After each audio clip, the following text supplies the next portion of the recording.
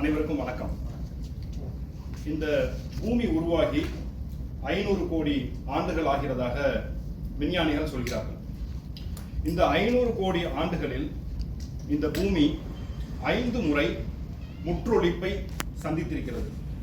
முற்றொழிப்பு என்பது இந்த பூமியில் வாழக்கூடிய பல்வேறு உயிரினங்களும் முற்றிலுமாக அழிந்து ஏதோ ஒரு காரணத்தால் பூமி மீண்டும் தன்னை தகவமைத்துக் கொண்டு உயிரினங்கள் வாழக்கூடிய சூழ்நிலை ஏற்படும் போது புதிய உயிரினங்கள் மீண்டும் தோன்றுவது.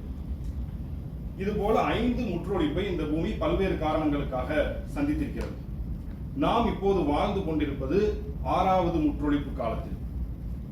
முன்பு நடந்த முற்றொழிப்புகளுக்கும் தற்போது நடந்து கொண்டிருப்பதற்குமான ஒரே ஒரு வேறுபாடு, முன்பு முற்றொழிப்புகள் நடந்தபோது அப்போது வாழ்ந்த உயிரினங்களுக்கு இப்படி ஒரு சம்பவம் நடக்கப் போகிறது என்பது தெரியாது.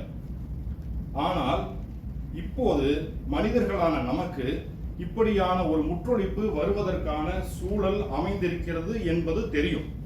மேலும் அப்படி ஒரு சூழலை நோக்கி தள்ளிக்கொண்டிருப்பதும் மனிதர்கள் தான். இதற்கான முக்கியமான காரணமாக இன்று நாம் பார்க்க வேண்டியது பருவநிலை பிறழ்வு, அதாவது கிளைமேட் சேஞ்ச்.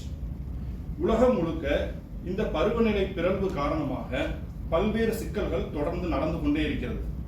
ஒரு வருடத்தினுடைய கோடைகால அளவு, கோடைகால நாட்கள் என்பது நீண்டு கொண்டே இருக்கிறது.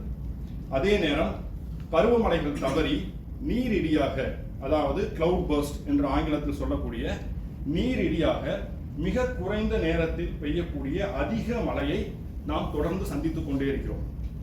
உதாரணத்திற்கு, கடந்த ஆண்டு தூத்துக்குடி மாவட்டம் காயல்பட்டினத்தில் 24 மணி நேரத்தில் 90 சென்டிமீட்டர் மழை பெய்தது.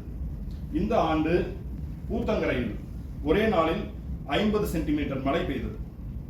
சென்னையில் மிகப்பெரிய வெள்ளம் வந்தபோது ஒரே நாளில் பெய்த மழை அளவு 35 சென்டிமீட்டர். அப்படியானால் நாம் கொஞ்சம் சிந்திக்க வேண்டும். காயல்பட்டினத்தில் பெய்த மழையோ ஊத்தங்கரையில் பெய்த மழையோ சென்னையில் பெய்தால் சென்னையின் நிலை என்ன ஆகும்? இது மாதிரியான பருவநிலை பிறழ்வு சிக்கல்கள் தொடர்ந்து அதிகரித்துக் கொண்டே வருகிறது.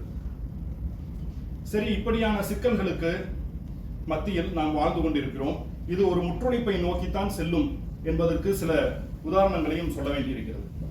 உதாரணமாக, சில உயிரினங்கள், இந்த பூமியில் வாழ்ந்த உயிரினங்கள் அழிந்து விட்டன, சில அழிந்து கொண்டிருக்கின்றன. அதற்கு 2 உதாரணங்களை நான் சொல்ல வேண்டும் என்று நினைக்கிறேன். ஒன்று, இந்தியாவில் வாழ்ந்த சிவிங்கி புலி என்ற உயிரினம், ஆங்கிலத்தில் சீட்டா என்பார்கள். இந்த சிவிங்கி புலியில் 2 இனங்கள் உண்டு. ஒன்று ஆப்பிரிக்காவில் வாழக்கூடிய சிவிங்கி புலிகள், இன்னொன்று ஆசிய சிவிங்கி புலிகள். இந்த சிவிங்கி புலிகளுக்கு பரந்த நிலம் வேண்டும். சுமார் 120 கிலோமீட்டர் வேகத்தில் ஓடக்கூடிய ஒரு உயிரினத்திற்கு பரந்த புல்வெளி பரப்பும் அங்கு வாழக்கூடிய தாவர உண்ணிகளும் வேண்டும். அப்படியான ஒரு சூழல் இந்தியாவிலும் இருந்தது.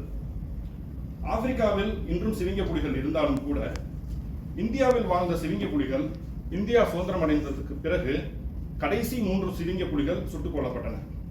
அதன் பிறகு இந்தியாவில் சிவிங்கி புலிகள் இல்லாமல் போனது. ஆனால் அதே ஒரு உயிரினம் இப்போதும் ஈரானில் மிக மிக சொற்பமான எண்ணிக்கையில் வாழ்ந்து கொண்டிருக்கிறது. இந்த சிவிங்கி புலிகள் வாழக்கூடிய அதே மாதிரியான ஒரு வாழிடத்தில் வாழும் மற்றொரு உயிரினம் கானமயில்.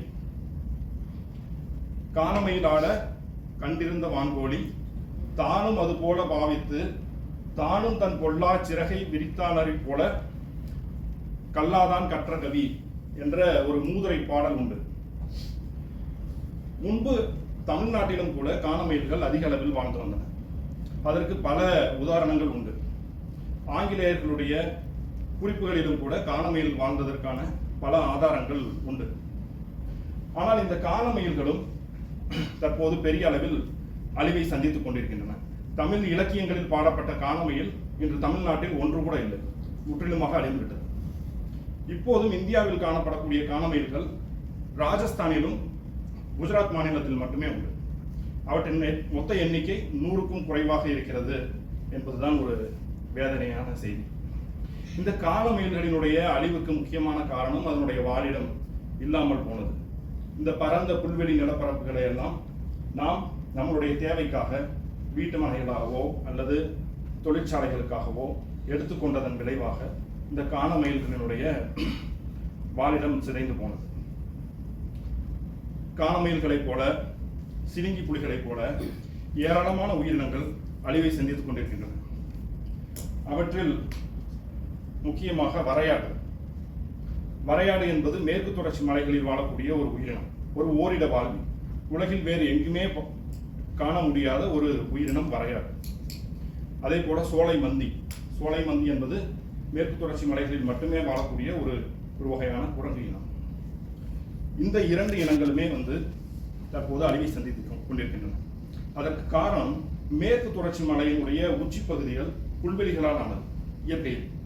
ஆனால் ஆங்கிலேயர்கள் இந்த புல்வெளிகளை வீண் நிலங்கள் என்று நினைத்தார்கள். ஆகவே அந்த வீண் நிலங்கள் என்று அவர்கள் கருதிய இடங்களில் அவர்கள் நாட்டிலிருந்து யூக்கலிப்டஸ் தைல மரம், பைன் மரம், சீகை மரம் போன்றவற்றை அறிமுகப்படுத்தினார்கள். வெட்டு மரத்திற்காகவும் காகிதத்தை உற்பத்தி செய்வதற்காகவும். இப்படி அறிமுகப்படுத்த மரங்களின் காரணமாக புல்வெளி பரப்பானது சுருங்கி புல்வெளிகளில் வாழ்ந்து வந்த வரையாடு, சோலை மந்தி மாதிரியான பல உயிரினங்கள் அழிவை சந்தித்தது. தற்போதும் அவற்றினுடைய எண்ணிக்கை மிக குறைந்த அளவிலேயே இருக்கிறது. அதே போல ஆவுளியா என்ற ஒரு உயிரினம் உண்டு. ஆங்கிலத்தில் டுகாங் என்று சொல்வார்கள். இங்கே கூட ரிவர் ஒண்டர்ஸில் நீங்கள் சென்றால் அதற்கு இணையான மனாட்டி என்ற ஒரு உயிரினத்தை ஒரு பெரிய கண்ணாடி கூண்டிற்குள் பார்க்க முடியும். அது அமெரிக்காவை சேர்ந்தது. அந்த ஆவுளியா என்ற இனம் தமிழகத்தினுடைய கடற்பரப்புகளில் மிக குறைந்த கடல் மட்டம் உள்ள இடங்களில் கடலுக்கு அடியில் இருக்கக்கூடிய புற்களை உண்டு வாழக்கூடிய ஒரு தாவர உண்ணி.